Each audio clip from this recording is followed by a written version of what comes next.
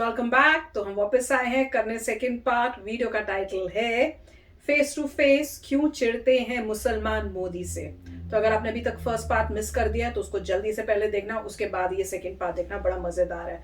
इतना मजा आ रहा है सुनने में कि कैसे सारे लोगों ने पहले से भविष्यवाणी निकाल दी थी कि मोदी जी जो है पहले तो वो गुजरात के सीएम नहीं बन सकते, जब वो बन गए तो उसके बाद जी प्राइम मिनिस्टर नहीं बन सकते, फिर पहली बारी बने तो कहते हम दूसरी बारी तो कभी भी नहीं बन सकते। तो वो हर चीज रॉन्ग गई है। और अब क्वेश्चन है कि सारे जो मुस्लिम्स हैं और जो सेक्युलर सो कॉल्ड हैं उनके दिमाग में ये कंफ्यूजन है भैया ये हुआ कैसे, कि ये कैसे पॉसिबल हुआ। तो अब वीडियो देखते हैं और पता करते हैं आगे की डिटेल्स। तो वीडियो शुरू करने से पहले अगर आप चैनल पर नए हो और आपने अभी तक सब्सक्राइब नहीं किया तो जल्दी से पहले सब्सक्राइब के बटन और बेल आइकन को क्लिक कर लो ताकि आपको हमारे सारे न्यू वीडियोस के नोटिफिकेशन मिल जाए जैसे हम अपलोड करें। अगर आपको वीडियो पसंद आता प्लीज लाइक एंड शेयर। चलिए शुरू करते हैं। ठीक, अब हम फिर से पीछे रिवाइंड करके 1947 में चलते हैं। बंटवारे के बाद जब आज़ादी की लड़ाई का हलवा हम मुसलमान भाइयों ने अपना हिस्सा उसमें से ले लिया, एक देश ले लिया, ईस्ट पाकिस्तान, वेस्ट पाकिस्तान, हरा झंडा ले लिया, शरीयत ले ली, चांतारा ले लिया, मुसलमान कायदे आज़म ले लिया, मुसलमान प्रधानमंत्री ले लिया, मैं पाकिस्तान की बात कर रहा हूँ। तो ये कोटा तो हम आज़ादी की लड़ाई से लेके चले गए, आज़ादी की लड़ाई की दुहाई देके हम लड़े भी थे, कोई डाउट नहीं है, बड़ी अच्छी बात है, चलिए भाई लेके चले गए।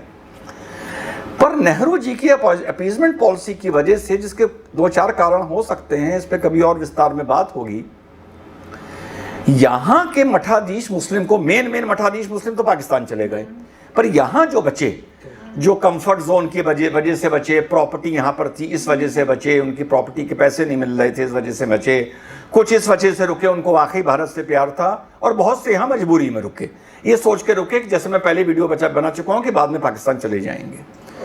उन लोगों को नेहरू जी के एटीट्यूड से ये लगा सन 55 में जब ये फाइनल हो गया कि हिंदू लॉ कॉडिफाई होगा, मनुस्मृति डस्टबिन में डाल दी जाएगी लेकिन शरीयत को डिस्टर्ब नहीं करा जाएगा, उनको लगा यार इस देश में तो अभी भी हमारी मठाधीशी चल रही है, ये देश क्या बुरा है, एक वो तो ले ही लिया, यहाँ पर भी भगवती करो, यहाँ पर भी बकैती करो पॉलिटिकल नज़रिए से।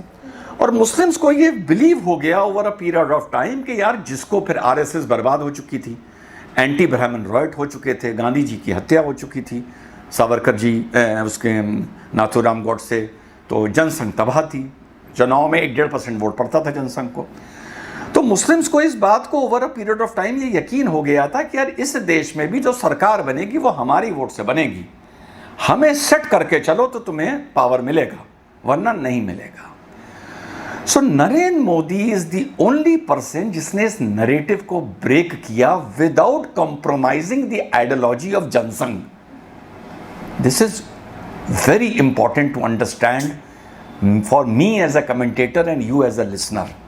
आप भी चीज़ को एनालाइज कर सकते हैं, मेरी ही तरह मुझसे बेहतर कर सकते हैं। तो ये एक टर्निंग पॉइंट था। ये चीज़ मुस्लिम्स को आज तक जब मैं ये वीडियो बना रहा हूँ हजम नहीं हो रही है कि यार ये फाइनली वो हालात आ गए कि हमारे वोट के बिना भी गवर्नमेंट बन सकती है। वेस्ट बंगाल के चुनाव में मुस्लिम्स को थोड़ी सी ऑक्सीजन मिल गई, एक ब्रीदिंग स्पेस मिल गई कि हाँ भाई हम जिसकी तरफ एक मत होके वोट डालेंगे हम उसको हरा सकते हैं। ये एक मुस्लिम्स के लिए सिल्वर लाइनिंग हो गई वेस्ट बंगाल का चुनाव। तो मुस्लिम्स को ये बात यकीन थी, तो ये मिथ भी नरेंद्र मोदी ने तोड़ा, और यही अफसोस, यही गम, यही चिढ़ मुसलमान को आज तक मजबूर करता है कि वो नरेंद्र मोदी को से चिढ़ा हुआ है। अब मैं आता हूं 2002 पे। जब भी आप किसी मुसलमान से बात करें वो 2002 की बात करेगा, सुप्रीम कोर्ट है, एसआईटी की बात नहीं करेगा, वो कहता है बाढ़ में जाए सुप्रीम कोर्ट, नरेंद्र मोदी ने मुसलमानों को मरवाया, दैट्स ऑल, उसको ये बात पता है। आपको पता है इसका रीज़न क्या है? इसका सिंपल सा रीज़न ये है, ये रॉयट कोई रीज़न नहीं है, बता रहा हूँ आज, कोई रीज़न नहीं है। नरेंद्र मोदी ने, जो मैंने पहले बोला कि जनसंघ की आइडियोलॉजी को कॉम्प्रोमाइज़ नहीं किया, नरेंद्र मोदी ने नेशनल लेवल पर ये सारी प्रॉब्लम नरेंद्र मोदी की मैं सॉल्व कर सकता हूं। नरेंद्र मोदी अगर ये प्रॉब्लम है तो नरेंद्र मोदी मुझे फ़ोन करें कि भाई रिजवान मुझे बताओ, तो मैं उनको बता दूंगा ऐसे कर लो, 3 महीने में प्रॉब्लम सॉल्व हो जाएगी, गुजरात लोग सब भूल जाएंगे। नरेंद्र मोदी को नेशनल लेवल पर 150 आलिम उलेमाओं को सेट करना चाहिए। लिस्ट बनवा लो नहीं नेशनल करनी, लेवल क्योंकि पर जो भारत में teaching बड़े India की अर्ज के हैं। चालाकी। और 50 तथाकथित बुद्धिजीवी, सेलिब्रिटी, ये पत्रकार, सबा नकवी टाइप, इनके पिताजी के टाइप, है ना, मतलब असली इनको politician सेट बन करना जाओ। चाहिए। मतलब ओनली 200 पीपल। सबको फोन जाए कि रोजा इफ्तार इस बार दिल्ली में है और नरेंद्र मोदी जी ने आपको इनवाइट किया है, टिकट्स गवर्नमेंट दे दे। एयरपोर्ट पे सरकारी गाड़ी इन लोगों को रिसीव कर ले, दिल्ली एयरपोर्ट पे। ये लोग सब नरेंद्र मोदी के रोजा इफ्तार में आ जाएं, 200 लोग। नरेंद्र मोदी भी शॉल वॉल डाले हों, ठीक है, साफा वाफा डाले हों, टोपी वोपी लगाए हों, ठीक है, खूबसूरत लगेंगे टोपी लगा के, अब तो और दाढ़ी वाड़ी हो गई है। फिर सबको रोज़ा इफ्तार कराया जाए। फिर नरेंद्र मोदी अपने पर्सनल सेक्रेटरी को बुलाएं, कहीं शांतानु इधर आओ, आप ऐसा करिए कि इन सबके नंबर नोट कर लीजिए, ठीक है, और इनके काम नहीं रुकने चाहिए, सबके काम होने चाहिए, ठीक है। और भाई आप लोग अपने अपने नंबर इनको शांतानु जी को लिखा दीजिए, वो सब अपने नंबर लिखा देंगे। सारे मौलाना जाते हुए मोदी के हाथ चूम के जाएंगे। फिर शांतानु जी को फोन आने शुरू होंगे, भैया वो हमारे, ये सब एनजीओ मौलाना हैं, सबकी एनजीओ चलती हैं, उसी एनजीओ के दम से ये सऊदीया से ज़कात लेके आते हैं कि सर हमारा वो एक काम फंसा हुआ है मदरसे का, वो 40 लाख रुपए फंसे हुए हैं। अच्छा, मिल गए 40 लाख रुपए साहब। वो हमारा एक मुसाफिर खाना बन रहा था, उसके लिए अगर 1 बीघा ज़मीन मिल जाती, कहीं हाँ ठीक है, वो भी मिल गए। हमारे एक भतीजे का पेट्रोल पंप फंस गया था, अरे नहीं, एक गैस की एजेंसी फंसी हुई है, अरे 150 को, ये बहुत छोटी चीज़ें हैं गवर्नमेंट ऑफ इंडिया के लिए, ये दे दीजिए। अब जो बच्चे 50 बुद्धिजीवी, उसमें जैसे नसीर भाई हो गए हमारे, उनको एक नेशनल अवार्ड दे दीजिए। शबाना आजमी को क्या बनवा दें, सेंसर बोर्ड का बनवा देते हैं, सेंसर बोर्ड का चेयरमैन बना दीजिए। सबा नकवी को प्रेस क्लब की कोई पोस्ट दे दीजिए। इसी तरह से 50 ही बुद्धिजीवियों को, किसी को, वो लेफ्टिनेंट जनरल जमीरुद्दीन शाह भाई हैं, उन्हें, उनके भी बयान आते हैं, भाई बड़े आदमी हैं, वीसी रहे हैं, हम तो छोटे आदमी हैं ख़ानदान के, उनको नागालैंड का वो बना दीजिए, क्या बनवा दें, गवर्नर बनवा देते हैं, उनको नागालैंड का गवर्नर बनवा दीजिए। तो ये 200 लोग सेट कर लीजिए। ये जो नरेंद्र मोदी कहते हैं ना, एक हाथ में कंप्यूटर, एक हाथ में लैपटॉप, और मुसलमानों को गैस का सिलेंडर मिला, मुसलमानों को घर मिले, जब विकास आएगा तो मुसलमान को भी मिलेगा, जब सड़क बनेगी उसमें मुसलमान भी चलेगा, ये निहायत ही बेवकूफ़ी की बातें हैं। मुसलमान को सब कुछ नहीं चाहिए, ये जीडीपी वीडीपी, मुसलमान सिर्फ चिड़ में आपसे बात करता है, इसकी बोलता है, तो ऐसा बनवा दीजिए, इन 200 का सेट कर लीजिए। इसी तरह शिवराज पाटिल जी से, योगी जी से कह दीजिए कि तुम जो छोटे अर्ज के नेता हैं, तुम राज्य स्तर पर उनको सेट कर लो। जो थोड़े छोटे स्तर के नेता वो हैं बुद्धिजीवी, उनको राज्य स्तर पे तुम इसी तरह सेट कर लो, उनके काम नहीं रुकने चाहिए छोटे मोटे, जैसे दूसरी पार्टियां बस करती हैं। सारी चिड़ खत्म, इसके बाद कुछ नहीं। यही राष्ट्र स्तर पे 150 मौलाना और 50 बुद्धिजीवी, और राज्य के स्तर पर 150 मौलाना और 50 बुद्धिजीवी पूरी कौम का मामू बना देंगे। बहुत अच्छा। इंदिरा गांधी ने पूरी कौम को सेट नहीं किया था, वही तो कह रही हूँ। इंदिरा गांधी ने बस ऐसी मौलानाओं को सेट किया था। किसी के रोजा इफ्तार हो गया, किसी के इमाम बुखारी के काम नहीं रुके, उनके रिश्तेदारों को टिकट मिल गया, कोई दूर के एमएलसी बन गए, किसी को, यही तो आपको मुसलमान को कोई विकास नहीं देना है, कुछ नहीं देना है। लड़की को हमने स्कॉलरशिप दी, मुसलमान लड़की को ये दिया, अरे इससे कोई फायदा नहीं हो रहा है। जब तक आप इन मठाधीशों को सेट नहीं करेंगे, इनको, इन पे आप जिम्मेदारी छोड़ दीजिए कौम का बेवकूफ बनाने की। इनसे अच्छा नरेंद्र मोदी जी, आप कौम का बेवकूफ नहीं बना सकते, कौम को खुश नहीं कर सकते, ये जिम्मेदारी आप इन पे दीजिए। जैसे कांग्रेस ने मौसना की दवाई को दे रखी थी, वेस्टर्न यूपी की जिम्मेदारी, रॉयट होते थे, मौसना की दवाई जाती थी, सबके आंसू पोंछती थी टिश्यू पेपर से, सेक्रेटेरिएट सर्किट हाउस में सबको बुलाया जाता था। बिकॉज मैं मेरठ का हूं, मुझे आता पता है कैसे वहां हैंडलिंग हुई है। I have always been an aware citizen, नहीं, I have been an aware child. As a child I was very aware. Circuit house में सबको बिठाया जाता था, किसी को 5 लाख उस जमाने में मिलता था, किसी को 2 लाख मिलता था, सब जाके सबको समझा देते थे। तो आपको मुसलमान को अगर खुश करना है तो इनको खुश कर दीजिए। मामू बनाने का काम इन लोगों का है। जिस दिन ये खुश हो गए, ये आपके हाथ चूमने लगे, ये ऊपर से सारे बुद्धिजीवी और मौलाना ऐसा नरेटिव सेट करेंगे कि जो हमारे शहर स्तर पर पढ़े लिखे वकील हैं, बैंकर हैं, इंजीनियर हैं, डॉक्टर हैं मुस्लिम, वो अपने आप न्यूट्रल हो जाएंगे। उसके बाद मेरे भाई, चूड़ी बेचने वाले को मारना है तो खूब मारो, अंडा बेचने वाले को मारना है तो खूब मारो, सब्जी वाले को मारना है तो खूब मारो, कोई तुमसे पूछने नहीं आएगा कि क्यों मुसलमान को मार रहे हो। जिस दिन तुम इन 150 मौलानाओं को और 50 बुद्धिजीवियों को राज स्तर पे सेट कर लोगे, इनकी एनजीओ को पैसा देना शुरू कर दोगे, कुछ मुस्लिम स्टार्स को नेशनल अवार्ड देना शुरू कर दोगे, बस इससे ज्यादा आपको मुसलमान को खुश करने के लिए इस देश में कुछ नहीं चाहिए। मामू बनाने का काम, पोपट बनाने का काम जितना अच्छा मुसलमान के लिए करता है, उतना गैर मुस्लिम नहीं कर सकता। इंदिरा गांधी ने यही जिम्मा दे रखा था, मुलायम सिंह ने इन्हीं लोगों को जिम्मा दे रखा था।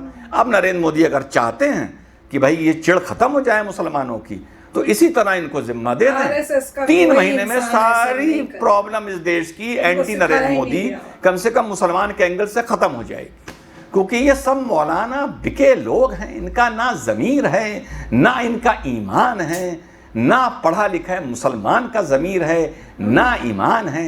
2-2 कौड़ी में ये बिकते हैं, 2-2 कौड़ी में अपना ईमान बेचते हैं। इन्हें कौम से कोई लेना देना नहीं है। तो निशान सिंह भाई, शायद आप पूरा सेटिस्फाई हो गए होंगे, शायद, कि नरेंद्र मोदी से ये सेक्युलर ताकतें क्यों चिड़ी हुई हैं, ये हमारी चिड़ी हुई हैं, क्योंकि 90 साल बाद एक ऐसा जनसंघी आया जिसने इस देश की पॉलिटिकल नैरेटिव चेंज कर दिया और अपनी शर्तों पर 20 साल से वो सत्ता में बैठा हुआ है। और उस आदमी ने आज तक ऑपोजिशन की शक्ल नहीं देखी है कि ऑपोजिशन में बैठकर लगता कैसा है, चाहे विधानसभा हो चाहे लोकसभा हो। और मुसलमान किस मारे चिड़ा हुआ है, क्योंकि मुसलमान को ये लगता था कि जब तक हमें कोई घास नहीं डालेगा, जब तक हमें, जब मैं मुसलमान कह रहा हूं मतलब मुसलमान मठाधीश, ये अब्दुल पंचर वाले को बेचारे को कोई मतलब नहीं है। अब्दुल पंचर वाले को टारगेट करना बंद करो, रहीम ठेले वाले को टारगेट करना बंद करो, समझ गए, उस्मान चूड़ी वाले को टारगेट करना बंद करो। जो वो ऊपर वाले हैं, उन्होंने ही इस कौम का नैरेटिव सेट किया है कि उनको जब घास नहीं डल रही नरेंद्र मोदी से तो उनको चिढ़ मच रही है। और वो बार बार अहमदाबाद याद दिलाते हैं, गोधरा भूल जाते हैं। जिस दिन नरेंद्र मोदी ने इन लोगों को इस तरह सेट कर लिया, जैसा मैंने बताया है, इनकी एनजीओ को दाम देने शुरू कर दिए, अरे साहब गुजरात के दंगों का कोई नाम लेने वाला मुसलमान नहीं होगा। यकीन ना है तो करके देख लो, और मस्त मस्त सवाल पूछते जाओ, मस्त मस्त जवाब लेते जाओ। जय हिंद, वंदे मातरम, खुदा हाफिज। तो फ्रेंड्स, बड़ा ही मजा आया और इनकी बातें सुनते हुए ना यही मुझे लग रहा था, मैंने कहा कभी नहीं करेंगे मोदी जी। जो भी आरएसएस से आया ना वो कभी नहीं करेगा, मर जाएगा पर कभी नहीं करेगा, गलत काम इस टाइप से नहीं करेगा। वो कहेगा जो ठीक है वही करूंगा, और जैसे कह रहे हैं इनको सेट करना है, वो ऐसे सेट नहीं करेंगे, वो दूसरे वैसे सेट करेंगे कि उसके बाद कोई मुंह नहीं उठा खोलेगा। ऐसे मैं बता रही हूँ, क्योंकि मेरे पापा भी ऐसी हैं। जब कोई गलत करता है ना, पापा कहते हैं मैं नोट करता रहता हूँ कि इसने ये किया, ये किया, मैं बोलूंगा कुछ नहीं, फिर जब करेक्ट टाइम आएगा तब मैं उसको बताऊंगा, और फिर उसको शर्म भी आएगी कि ये क्या मैंने किया है। तो कई बार पापा मुझे बताते, मैं कहता आपने क्यों नहीं फिर वो किया, कहते ये टाइम नहीं है बेटा, ये ऐसे नहीं होता, क्योंकि लोगों को ठीक करने का अलग तरीका होता है डिपेंडिंग अपॉन कैसे वो लोग हैं। तो मैं कहा वाह। तो कई बार मैं फिर वही देख रही थी, मैंने कहा मोदी जी नहीं करेंगे, उनका अपना तरीका होगा, वो इस टाइप से करेंगे कि वो अपनी जो उन्होंने टीचिंग्स है, अपनी जो उन्होंने सीख है, उसको कभी चेंज नहीं करेंगे इस टाइप से। वो तो पॉलिटिशियंस करते हैं, जैसे करते थे ना, जैसे बता रहे हैं ऑपोजिशन पार्टी, वो यही तो करती थी। और अब वो बहुत अच्छा बता रहे थे, फ्रैंकली सारी बातें बताई हैं। वो कि लोग देख के समझें ये सब, और ये जो सोच है उनकी कि ऊपर जो बैठे हुए अपने फायदे के लिए आपको गुमराह कर रहे हैं, उसको बस कर दो और रिलीजन को अलग करो अपनी कंट्री में। आपको इकट्ठे मिलजुल के रहना है, बस कर दो आप, और कंट्री को आगे बढ़ाओ। तो इन्होंने काफी अच्छा बताया कि वो तो सिर्फ पैसे के लिए है, उनसे बाद उनको भैया कौन मुसलमान नहीं, वो क्या हो रहा है मुसलमान के साथ, उसको उनको कोई परवाह नहीं होनी। ये सिर्फ अपना फायदा, उन्हें ये है कि हमें इंपॉर्टेंस मिले, जो हम कह रहे हैं वो करें, हमें खिलाते पिलाते रहें, काम खत्म। पर बहुत अच्छा था, मजेदार था। तो पर मैं फिर से बोलूंगी, मोदी जी कभी नहीं ऐसा कर सकते। राइट, इसमें मेन पॉइंट वही था, एजुकेशन की बात है। जो लोग ऊपर में पावर में हैं इस कम्युनिटी में, क्योंकि वो उनको माल नहीं मिल रहा, वो परेशान है, तो पूरा नैरेटिव बना रहे हैं नीचे के लोगों में। अब नीचे के लोग क्यों ऊपर का सुन रहे हैं? क्योंकि एजुकेशन की कमी है। मान लीजिए नीचे जितने भी लोग हैं उनकी अपनी खुद की एजुकेशन है, वो खुद अपने न्यूज़ पढ़ते हैं, किसी इंसान का कार्य देते हैं, तो वो ऊपर की सुनेंगे, बोलेंगे। तभी तो वो कह रहे हैं, मोदी जी क्या कह रहे हैं कि मैंने उनको कंप्यूटर देना है, लैपटॉप देना है, पढ़ाई करानी है, क्योंकि उनको पता है कि ये वजह है। बिल्कुल, इसीलिए तो उससे ये होगा कि अगर ऊपर के आपके लोग कुछ ही बोलते हैं, बोलेंगे भाई मुझे नहीं पता तू क्या बोलता है, तेरा क्या एजेंडा है, बट मेरे को इतनी नॉलेज है, मैंने बंदे को देखा, मैं इसको दूंगा। जब ये पॉइंट आएगा तो उन सब की पावर खत्म हो जाएगी। क्योंकि अब कुछ भी, जैसे जो भी एग्जांपल दे रहे हैं, बॉलीवुड के बंदे कुछ भी बोलते हैं, तो अगर जो पढ़ा लिखा इंसान बोलेगा भैया तू कौन है, तेरे क्या है, मतलब क्या बोल रहा है, तेरा अपना एजेंडा है, मुझे पता है। तो मेरे ख्याल से उसी की वेट हो रही है एजुकेशन की, कि आप लोगों को एम्पावर करिए नीचे से, उनको देखने दीजिए कैसे हो रहा है। परंतु अगर वो एजुकेटेड नहीं होंगे तो ऊपर वाले उनके पास स्ट्रेस करते रहेंगे। अपने जहां पर भी वो जाते हैं, अपनी कम्युनिटी में जहां पर भी कुछ अटेंड करते हैं, वहां पे कोई स्पीच देने आ जाएगा, भड़का दें, गलत गलत स्पीच ही देता रहेगा। अब 24 घंटे अगर आप, जो बंदा एजुकेटेड नहीं उसको एक ही बात बोलते रहोगे तो वही होगा। पर अगर एजुकेटेड होगा बंदा तो बोलेगा यार तू बोगस बोल रहा है, मुझे नजर आ रहा है, मेरा सुबह में ऑफिस जाता था, पहले मेरे को 2 घंटे लगते थे, अब मैं आधे घंटे में ऑफिस पहुंच जाता हूँ, 1 घंटे में ऑफिस पहुंच जाता हूँ, मेरा इतना इजी हो गई ये लाइफ, जगह जगह मेरे को ये मिल रहा है, तो मैं ऐसे बंदे को सपोर्ट नहीं करूंगा तो किसे करूंगा भाई? तेरे लिए तो नहीं कर सकता मैं। तो जो समझदार इंसान ही सोच सकता है। समझदार इंसान अपनी लाइफ को कंपेयर करता है कि 10 साल पहले मेरी क्या हालत थी, अब मेरी क्या हालत है। अगर इतनी इंप्रूव हो गई है, इंफ्रास्ट्रक्चर इंप्रूव हो गया, मैं मेट्रो में जाके जाता हूँ, कोई प्रॉब्लम नहीं मेरे को, तो बोलेगा यही मुझे चाहिए भैया, मुझे फर्क नहीं पड़ता तू क्या बोलता नहीं बोलता। वो सिर्फ एजुकेटेड इंसान ही कर सकता है। तो काफी अच्छा वीडियो था। यस फ्रेंड्स, तो शेयर करना अपने थॉट्स। चलते हैं, मिलेंगे नेक्स्ट वीडियो में बहुत ही जल्द। Till then take care and bye bye. तो अगर आप मेरे इस चैनल पे नए हो तो जल्दी से सब्सक्राइब के बटन को हिट करो और बेल आइकन को क्लिक करो, ताकि आपको मेरा जब नया वीडियो मैं लगाऊं आपको उसके बारे में जल्दी से पता चल जाए।